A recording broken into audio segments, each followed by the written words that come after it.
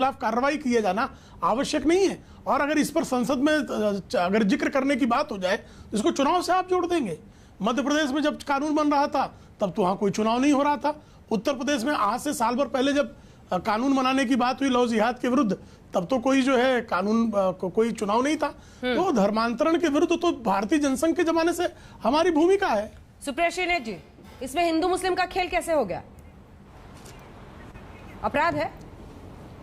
मुझे इस विषय पर सिर्फ इतना कहना है कि इसके लिए कानून है, उसका स्ट्रिक्टली पालन होना चाहिए। स्वतंत्रता है धर्म की, लेकिन जबरन कहीं पर भी अगर कुछ हो रहा है बिल्कुल सख्ती दिखाइए, एब्सोल्यूट सख्ती दिखाइए। इसमें प्रावधान है कानून का, कानून संबंध आप उस कार्रवाई करिए, इसमें किसी को क्या आपत्ति हो सकती है। लेकिन मेरा सिर्फ इतना कहना है कि 6, 7, 8 महीने जो बचे हैं आज चुनाव में, आज लोग सवाल पूछेंगे ना कि 5 साल में कितने रोजगार बने, 5 साल में महिलाओं के खिलाफ अपराध क्यों बना, राजनीतिक संरक्षण अपराधियों को क्यों मिला, 5 साल में दलितों के खिलाफ अपराध क्यों बढ़े, 5 साल में जो ठोकर राजनीति थी उसके चलते क्या अपराध कम हुआ उत्तर प्रदेश में या बढ़ गया? उत्तर प्रदेश में विकास की आज कौन बात करता है? 5 साल पहले जो वादा किया गया था बिना गड्ढों की सड़कें होंगी उत्तर प्रदेश में, अब तो गड्ढों में सड़कें ढूंढ रहे हैं लोग। तो लोग ये सवाल पूछेंगे, तो मुद्दों से ध्यान मत बताइए। मुझे ऐसा लगता है कि किसान मुद्दा है, बेरोजगार मुद्दा है, जिस तरह की भर्तियां रुकी हुई हैं, भर्तियां करा नहीं पाती है राज्य की सरकार, ज्यादातर जाके कोर्ट में रुक जा रही हैं, चाहे संविदा पर लोग हो,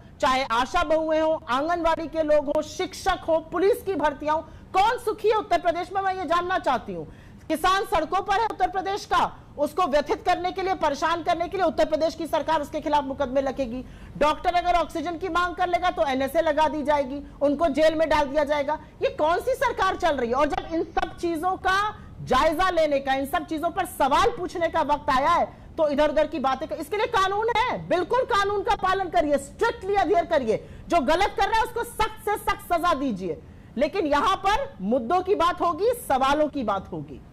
धर्मांतरण आपको विषय नहीं लगता अनुराग भदौरिया जी? रवि किशन तो कह रहे हैं आप लोग बोल बोल के उलट जाइए, पेड़ से लटक जाइए, उनको जो करना है वो करेंगे। अब रवि किशन के बारे में सभी जानते हैं, मैं ज्यादा कुछ नहीं बोलूंगा। बात यह है कि उत्तर प्रदेश के अंदर में अभी कांग्रेस की प्रवक्ता बता रही थी, भारतीय जनता पार्टी की सरकार केंद्र में भी है, राज्य में भी है और कानून भी है। ये रोंदू सरकार है, रोंदू होती है ना, रोने के लिए आते हैं। भाई सरकार आपकी है, पुलिस आपके पास है, कोई अगर इस तरह की घटना हो रही है, कांड कर रहा है तो आप सख्त से सख्त कार्रवाई कीजिए। रोते क्यों हैं आप किसी के ऊपर कार्रवाई नहीं कर पाते? महिला पे अत्याचार होता है, रात के अंधेरे में बच्ची को जला दिया जाता है, उसके ऊपर बिना वहां कार्रवाई आप नहीं कर पाते हैं। यहाँ बच्चों की या आपने देखा कोरोना काल में लोगों की मौतें हो रही, आप वहां पे ऑक्सीजन नहीं दे पाए, किसी के ऊपर कार्रवाई आप नहीं कर पाए। आप कार्रवाई करते कहाँ हैं? मैं आपसे पूछना चाहता हूँ, किस पे आपने आज तक कार्रवाई की है? आप सिर्फ यहाँ पे जैसा कहते हैं माहौल बनाते हैं। आपको लगा कि आपके पास बेरोजगारी सबसे बड़ा मुद्दा है उत्तर प्रदेश के अंदर में, महंगाई सबसे बड़ा मुद्दा उत्तर प्रदेश के अंदर में। उत्तर प्रदेश के अंदर में आपने देखा होगा लगातार यहाँ पे फेक इनकाउंटर भी हुए हैं, लेकिन आपने कहा कि यहाँ पे हमने सब भ्रष्टाचार खत्म कर दिया। और सबसे ज्यादा भ्रष्टाचार उत्तर प्रदेश में देखने को मिला, चाहे मेडिकल इक्विपमेंट घोटाला हो, चाहे टीचर भर्ती घोटाला हो, चाहे पशुधन विभाग में घोटाला हुआ हो, चाहे यहाँ पे इन्होंने जिस तरह का आपस में देखा, कहते हैं जिला पंचायत सदस्यों को खरीदने फरोखने में, डराने में, धमकाने में।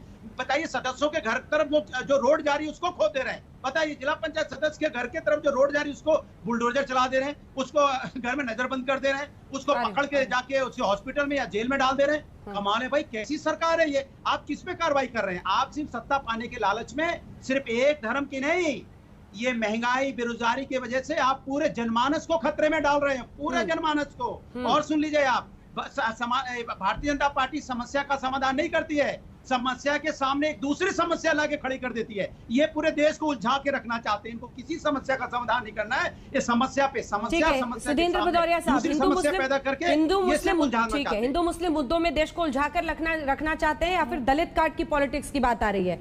तो ये समझाइए ना कि मायावती जी की मूर्तियां, अंबेडकर जी की मूर्तियां अगर मायावती जी लगवाएं तो दिक्कत नहीं है, लेकिन अगर बीजेपी लग जाए तो परेशानी हो गई है।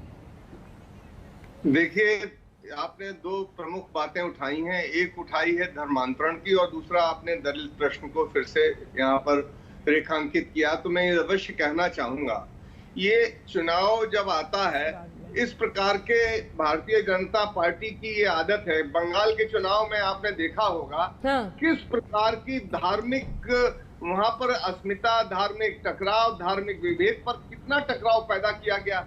और जैसे ही चुनाव संपन्न हो गए उसके बाद न भारतीय जनता पार्टी उस पर बोल रही है, न उनको बोलने की जरूरत पड़ रही है।